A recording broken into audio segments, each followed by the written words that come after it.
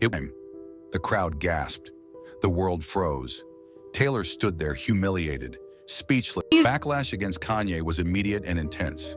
Celebrities, fans, and media outlets slammed him for ruining Taylor's big moment.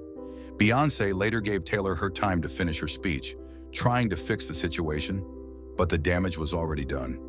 Taylor's innocence was now tied forever to that shocking interruption. In a single moment, their lives were linked, for better or worse.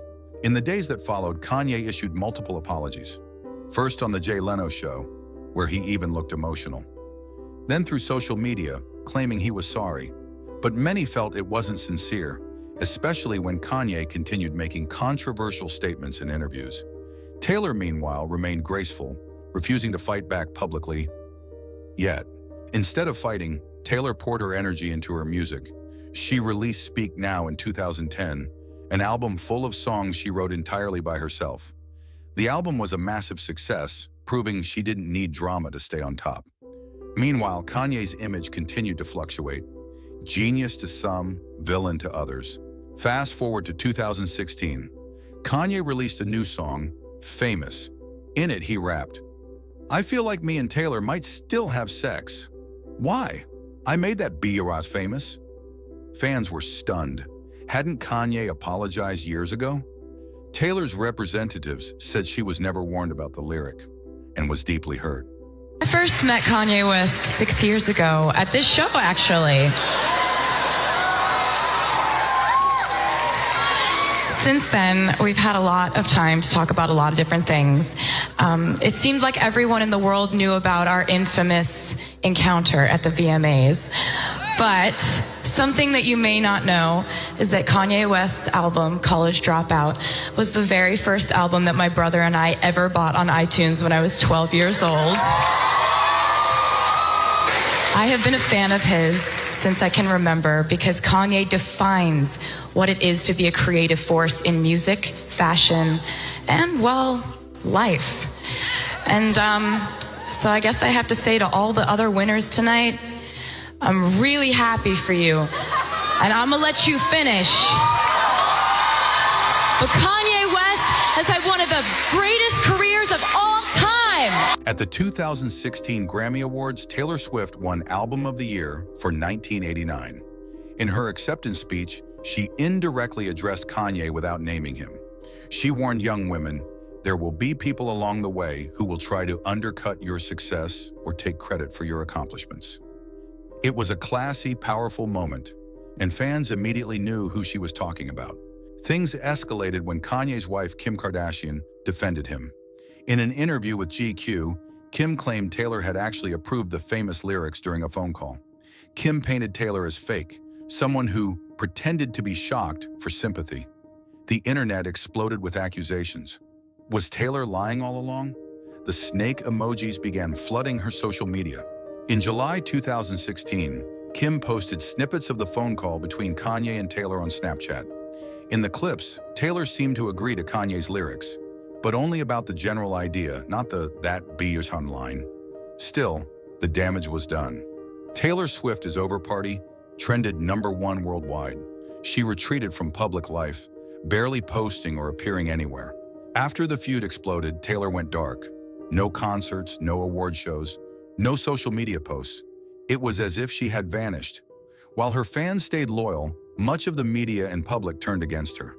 For the first time, Taylor, America's sweetheart, had become a villain in the public's eyes.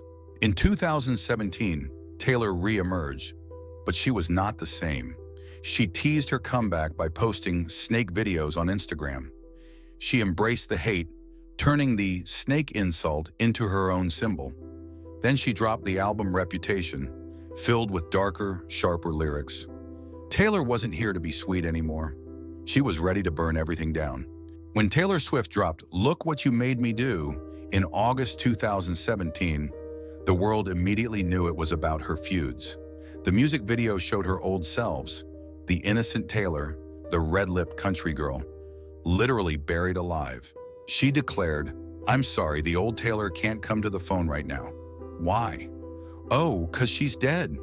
It wasn't just a song. It was a funeral for the Taylor everyone thought they knew.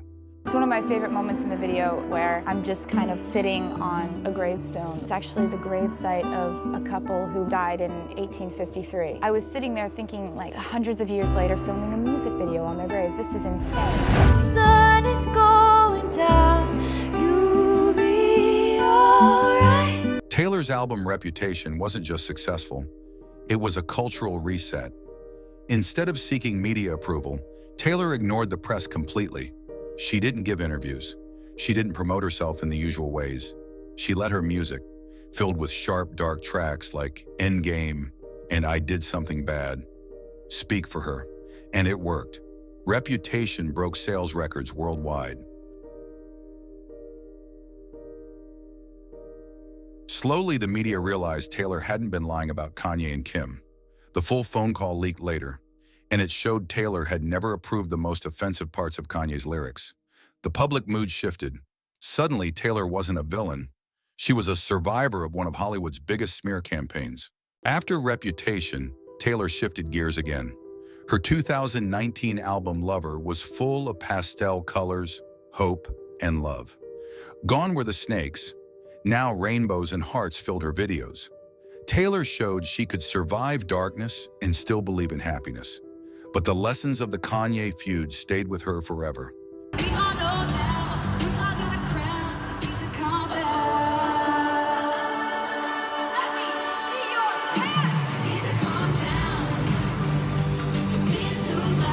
Meanwhile, Kanye's life spiraled further. Controversial statements, public outbursts, failed presidential runs.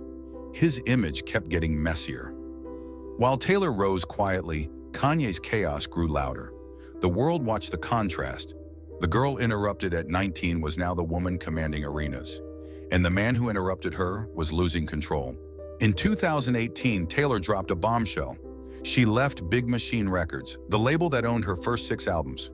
For the first time, Taylor took total control over her career. She signed a new deal guaranteeing she would own her future music. It wasn't just a business move, it was a statement. No one would own her voice again. While Taylor was planning her next era, Kanye's life became even more chaotic. He aligned himself with controversial figures, made shocking political statements, and clashed with former friends. Interviews grew more erratic. His once loyal fans began to question, was this the same visionary who changed music forever? We found Kanye's most unhinged moments. You won't believe these. Nah, I still look at Pornhub, and blacked is my favorite category. George Bush doesn't care about black people. I like some of the Gaga songs. What the fuck does she know about cameras? I want to know what I would do if I didn't win. I guess we'll never know. All right, Kanye, give us 3 things that are hairy. Balls, balls, balls. So, How, Sway? take a few steps back to go. You ain't got the answers, man. You ain't got the answers. Hey, good morning, Kanye. Shut the fuck up. Come on, Kanye. You know we like you. Shut the fuck You up. left there. It's 4 a.m., you blood-sucking mosquito. I'm not gonna say what race, what people, doctor. It was a Jewish doctor. In 2018, Taylor broke her political silence for the first time. She posted a heartfelt Instagram message endorsing Democratic candidates and speaking out against injustice. It shocked the world. The once neutral, careful Taylor had found her voice. Millions of young fans registered to vote overnight. Taylor wasn't just making music anymore. She was making history. Just when Taylor seemed unstoppable, another drama erupted. Scooter Braun, Kanye's ally and powerful music manager, bought her old record label, and with it, her first 6 albums. Taylor claimed she was blindsided and devastated. To her, it felt like Kanye's circle was once again trying to control her narrative. The fight for her masters became a defining battle for artists' rights worldwide. I knew he would sell my music. I knew he would do that. I couldn't believe who he sold it to, because we've had endless conversations about Scooter Braun, and he has 300 million reasons to conveniently forget those conversations. Now, could you re-record? Oh, yeah.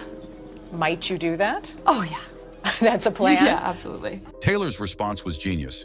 She decided to re-record all her old albums, taking back ownership song by song. Her first re-release, Fearless, Taylor's version, debuted at #1. By reclaiming her past, she turned her pain into power. This wasn't just about music anymore. It was a revolution. Fearless, Taylor's version, didn't just top charts. It changed the music industry. Other artists started demanding ownership of their masters too. Taylor had proven that fighting back could work. She wasn't just making albums anymore. She was making a blueprint for future generations of musicians. One woman versus the system, and she was winning. In the middle of Taylor's success, Kanye tried to make a comeback. He teased a new album, Donda, dedicated to his late mother. It was emotional, vulnerable, raw, but the chaotic listening parties, bizarre performances, and endless delays showed that Kanye was still fighting personal demons. Meanwhile, Taylor kept rising, steady, silent, unstoppable. By 2023, Taylor launched the Eras Tour, a massive record-breaking stadium tour. Each show was a celebration of her entire career, from country beginnings to pop superstardom. Tickets sold out instantly. Cities renamed themselves Swift City for her concerts. Taylor wasn't just a pop star anymore. She was a global phenomenon. As Taylor's empire grew, Kanye faced darker storms. Controversial rants, anti-Semitic comments, brand partnerships lost. One by one, his empire collapsed. He lost deals with Adidas, Balenciaga, and major financial institutions. The genius once hailed for changing music was now isolated, misunderstood, and under fire. Kanye West lost $1.6 billion in 1 hour. 1 minute, he was a billionaire. The next, not even on the list of billionaires. Why? One tweet. That's all it took. Adidas dropped him. And just like that, his $1.5 billion Adidas deal was gone. Meanwhile, I get stressed when Netflix charges me $15. But don't feel too bad. He's still sitting on $400 million in cash, Yeezys, and art. And let's not forget, this is the same guy who dropped $14 million on a ranch just to ride ATVs around it. That's how... In 2023, Taylor was named Time Magazine's Person of the Year.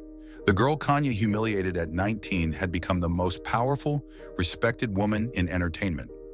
Meanwhile, Kanye was largely absent from public life. The story had come full circle, but Taylor didn't need revenge anymore. Her success was her answer. Taylor surprised everyone with Midnights, an album full of confessions, insomnia, regret, and triumphs. It was grown-up Taylor, less fairy tales, more late-night honesty. Tracks like Anti-Hero admitted her biggest fears. It's me? Hi, I'm the problem. It's me. It was brutally relatable and instantly iconic. The Eras Tour wasn't just big, it was historic. Over $1 billion in ticket sales. Entire cities transformed into Swiftie wonderlands. Taylor performed 44 songs each night for nearly 4 hours. An athletic, emotional marathon. No pop star had ever attempted something so massive and pulled it off so flawlessly. After his Adidas fallout, Kanye's net worth plummeted by hundreds of millions. His fashion empire crumbled. Forbes officially removed him from their billionaire list. For the first time in decades, Kanye West was broke, and the world watched it happen live. As if music wasn't enough, Taylor started making moves in Hollywood. She landed roles in major movies and announced her directorial debut was coming. From music to movies, Taylor was becoming a true multi-hyphenate powerhouse. Another arena Kanye once dreamed of dominating, now ruled by Taylor. After a series of disastrous interviews and social media bans, Kanye largely disappeared from public view. No more albums, no more fashion shows. He became a ghost of his former self, spotted only occasionally in cryptic paparazzi photos. The once loudest voice in music was silent. In 2024, Taylor's Eras Tour broke even more records. Highest-grossing female tour ever. First artist to sell out multiple nights in stadiums across continents.